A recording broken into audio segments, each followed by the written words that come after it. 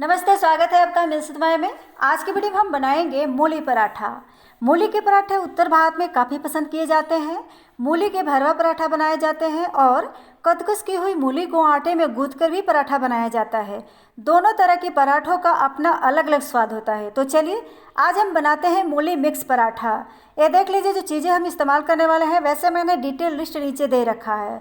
तो अब चलिए सबसे पहले हम मूली को कद्दूकस कर लेते हैं। तो कद्दूकस करने से पहले मूली को धुलकर उसका छिलका हम हटा देंगे। इधर मैं पहले से ही मूली को धुलकर उसका छिलका हटा करके ले ली हूँ। और अब हम एक बाउल लेंगे और इसके अंदर एक ग्रेटर की हेल्प से मूली को इस तरह से कद्दूकस कर लेते हैं। अब मूली को कद्दूकस कर लिए हैं तो इसे अब हम एक साइड में रख देते हैं। और अब चलिए हम आटा गूँथने की तैयारी करते हैं। तो इसके लिए एक बाउल या थाली लेंगे और इसके अंदर ये आटा डाल देते हैं। और अब इस आटे के अंदर डाल देते हैं एक बड़ा चम्मच बेसन, एक छोटी चम्मच अजवाइन क्रश करके, 3 से 4 हरी मिर्च बारीक कटी हुई और एक छोटी चम्मच अदरक लहसुन का पेस्ट, एक बड़ा चम्मच धनिया पत्ती, एक चौथाई छोटी चम्मच हींग, एक तिहाई छोटी चम्मच हल्दी पाउडर।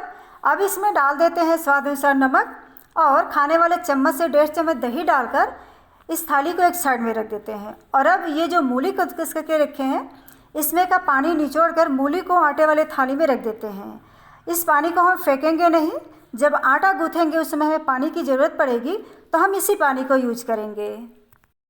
और अब इस आटे में 1/4 छोटी चम्मच गरम मसाला डालकर इन सभी चीज़ों को अच्छे से मिक्स कर लेते हैं।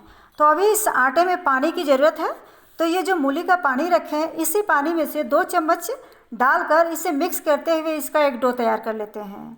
अब आटा गूँथ के तैयार कर लिए हैं तो अब इसके ऊपर से थोड़ा तेल लगाकर चिकना कर लेते हैं। और अब चलिए पराठा बनाना शुरू करते हैं। तो इसके लिए एक चकवा लेंगे और इसके ऊपर आटे को इस तरह रोल करके इसमें हम 2 भाग कर लेते हैं।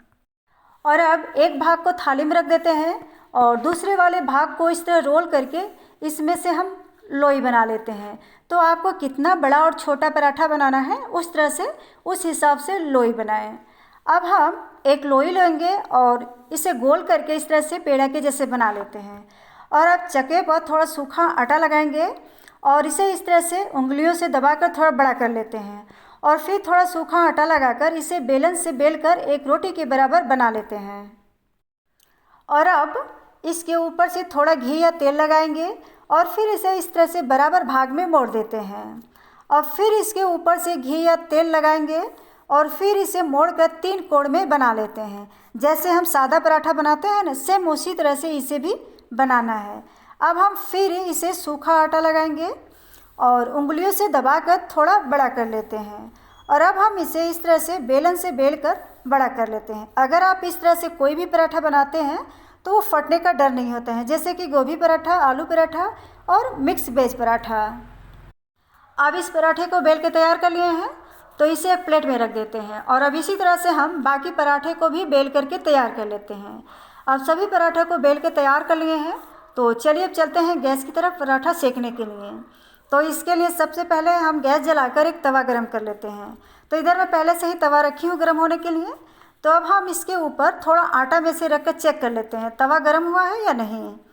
तो अब ये तवा गरम हो चुका है तो इसके ऊपर से ये आटा हटा देते हैं और इसके ऊपर ये जो पराठा बेल के रखे हैं इसे डाल देते हैं। और अब इसे 1 मिनट ऐसे ही नीचे वाला हिस्सा सेक लेते हैं। और अब इसे हम पलट देते हैं और अब दूसरी साइड का भी 1 मिनट ऐसे ही हम सेक लेते हैं। और अब हम इस पराठे के ऊपर घी या तेल दोनों साइड से लगा देते हैं और अब इसे अलट पलट कर दोनों साइड से ब्राउन होने तक सेक लेते हैं। अब ये पराठा सेका चुका है तो अब हम इसे उतार के एक प्लेट में रख देते हैं।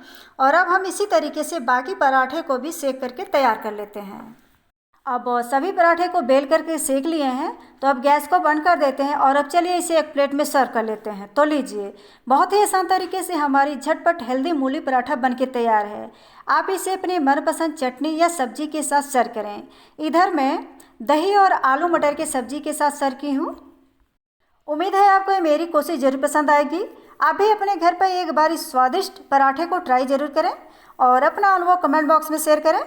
बहुत बहुत धन्यवाद आपका अपना कीमती टाइम देने के लिए। मिलते हैं फिर एक और नई डिश के साथ, तब तक के लिए नमस्ते।